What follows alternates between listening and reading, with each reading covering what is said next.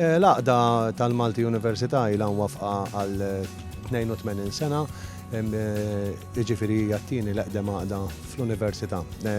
Twafqet minn żewġ kittiba tal-Malti illi kienu ġejjin minn fakultà tal-Mediċina, Giuseppe Bonnici u Ruzar Briffa. Sa dak iż-żmien laqas biss kien hawn Dipartiment tal-Malti. Mbagħad huma ffurmaw din-laqda mill-ewwel ħarġu leħen il-Malti illi baqa' għaddej sal-ġurnata ta' Dipartiment tal-Malti huwa wieħed mill-ikbar dipartimenti fil-Fakultà tal-Arti u allura hemm ħafna attività għaddejja, ħafna attività akademika.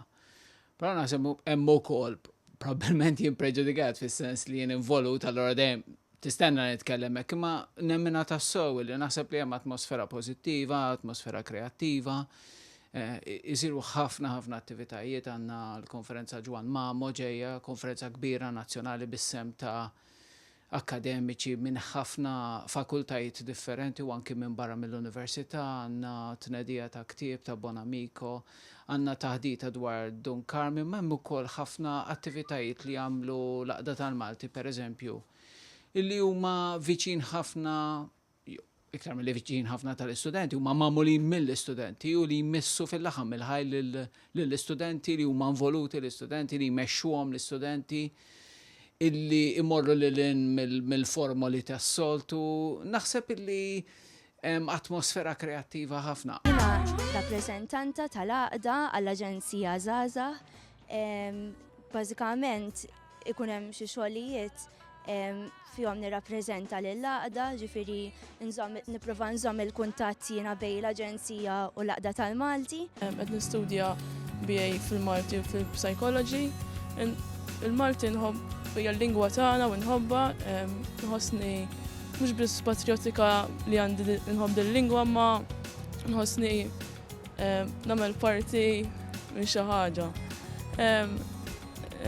Hawnhekk hawn laqda tal-Malti wkoll li mingħajra ħafna affarijiet nista' ngħid il-lingwa tista' tibqa' lura, ħeġġuna ħafna dwar awturi, ħafna attivitajiet. Ikollna ħafna attivitajiet fosthom ġifieri relatati u li jinħolqu mill-laqda tal-Malti stess fuq biex nippruvaw insaħħu l-importanza tal-lingwa Maltija u b'dan pereżempju il-bieraħ stess kellna filmati ta' Alex Vellagera.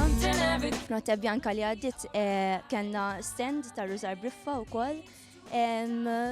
Ikollna ħafna attivitajiet hekk li jolqtu l-istudenti fl-università, speċjalment lil dawk li qed jistudjaw il-Malti.